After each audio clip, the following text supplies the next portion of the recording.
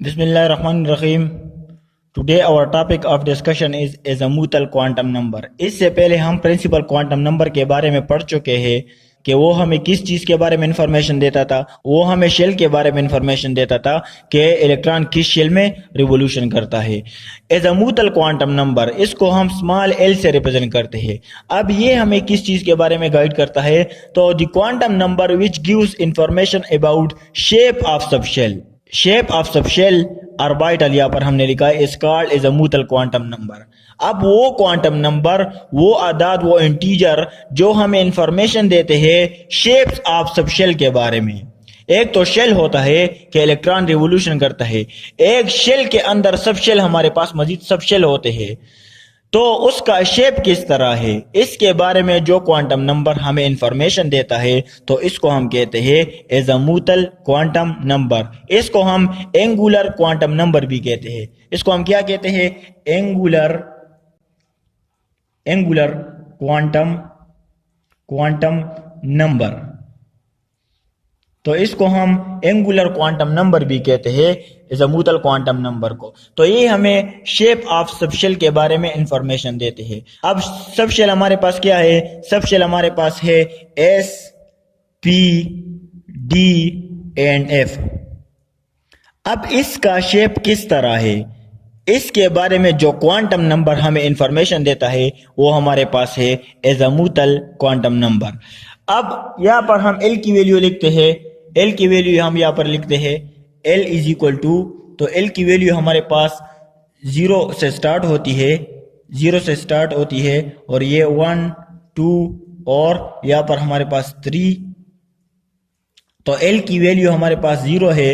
यहाँ पर हम नेम ऑफ सब शेल लिखते हैं, नेम्स ऑफ सब शेल। तो 0, जब एल की वैल्यू 0 होगी तो ये हमारे पास एस सब शेल होगा। जब एल की वैल्यू 1 होगी तो ये हमारे पास पी सब शेल होगा। जब एल की वैल्यू 2 होगी तो ये हमारे पास डी सब शेल होगा। और जब एल की वैल्यू 3 होगी तो ये हमारे पास एफ सब शेल होगा। अब यहाँ पर हम शेप लिखते हैं, शेप्स। अब यहाँ पर एल की वैल्यू जब हमारे पास 0 है तो यहाँ पर सब शेल का नाम है एस। अब इसका शेप किस तरह है, तो इसका शेप हमारे पास स्फेरिकल है। इसका शेप हमारे पास स्फेरिकल है, spherical shape. S sub shell का जो शेप है वो स्फेरिकल है, क्योंकि एज़ीमुथल क्वांटम नंबर हमें सब शेल के शेप के बारे में इंफॉर्मेशन देता है। इसी तरह पी सब शेल का जो हमारे पास शेप है वो डम्बिल है, डम्बिल। डी का शेप जो हमारे पास है वो डबल डम्बिल है, डबल डम्बिल। इसी तरह अगर एल की वैल्यू हमारे पास 3 है तो सबशेल का नाम होगा एफ, और इसका जो शेप हमारे पास होगा वो कॉम्प्लिकेटेड होगा, कॉम्प्लिकेटेड शेप। एफ का शेप हमारे पास किस तरह होगा? कॉम्प्लिकेटेड। अब स्फेरिकल का मतलब तो है इस तरह का शेप जो हमारे पास होता है उसको हम स्फेरिकल कहते हैं। ये हमारे पास एस सबशेल का शेप है। अब डम्बिल का मतलब क्या होता है, तो डम्बिल का शेप हमारे पास कुछ इस तरह का होता है। ये हमारे पास डम्बिल का शेप है। इसी तरह अब डबल डम्बिल का मतलब क्या होता है, एक ये वाला डम्बिल और दूसरा ये वाला डम्बिल। इसका शेप कुछ इस तरह का होता है। यहाँ पर 4 डम्बिल है, 1, 2, 3 और 4। अब एफ सब शेल का शेप किस तरह होता है? कॉम्प्लिकेटेड शेप होता है। तो यहाँ पर 8 डम्बिल होते हैं। यहाँ पर अगर हम इसको ड्रा करना चाहे तो ये हमारे पास 1, ये हमारे पास 2, ये हमारे पास 3 और इसी तरह हमारे पास 4। इस तरह का शेप हमारे पास बन जाता है। तो ये 1, 2, 3, 4, 5, 6, 7 और 8। तो 8 डम्बल यहाँ पर हमारे पास आ जाते हैं। तो एज़ीमुथल क्वांटम नंबर हमें इंफॉर्मेशन देता है शेप ऑफ सब शेल, के सब शेल का शेप हमारे पास किस तरह है। तो एज़ीमुथल क्वांटम नंबर हमें शेप्स ऑफ सब शेल के बारे में इंफॉर्मेशन देता है कि वो 3D स्पेस जिसमें इलेक्ट्रॉन रिवोल्यूशन करता है या घूमता है उसका वो दिखता कैसे है, यानी उसका शेप किस तरह है। तो इसके बारे में जो क्वांटम नंबर हमें बताता है वो इज़मुतल क्वांटम नंबर है। तो यहाँ पर हम एक और पॉइंट क्लियर करते हैं कि अगर n की वैल्यू हमारे पास 1 है, 2 है, 2, 3 और इसी तरह 4, तो L की वैल्यू हमारे पास क्या होगी? तो L की वैल्यू हमारे पास एक कम होगी n की वैल्यू से। तो किस तरह? तो यहाँ पर 0 हमारे पास आता है।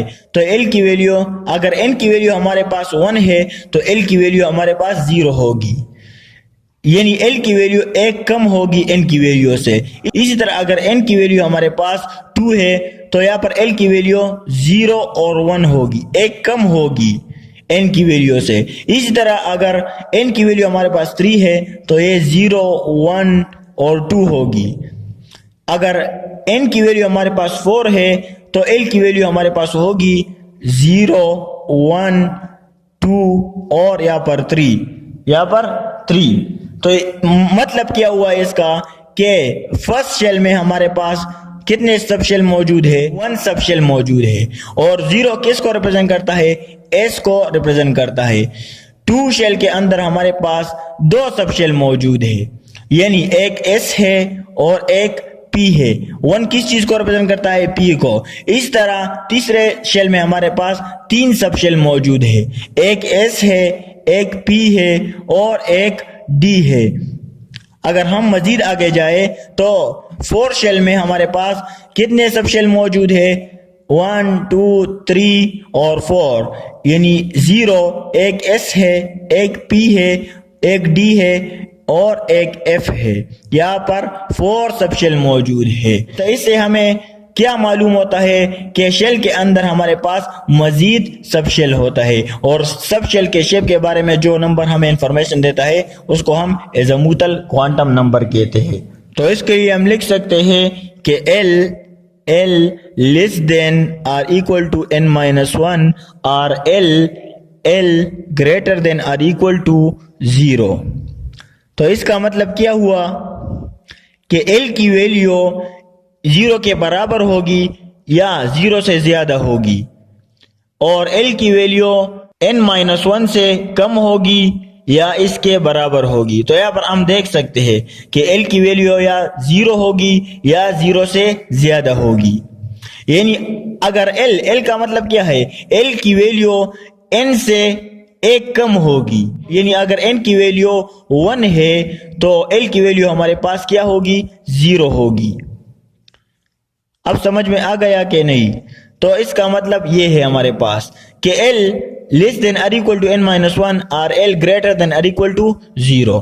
तो ये हमारे पास हो गया इज़मुतल क्वांटम नंबर।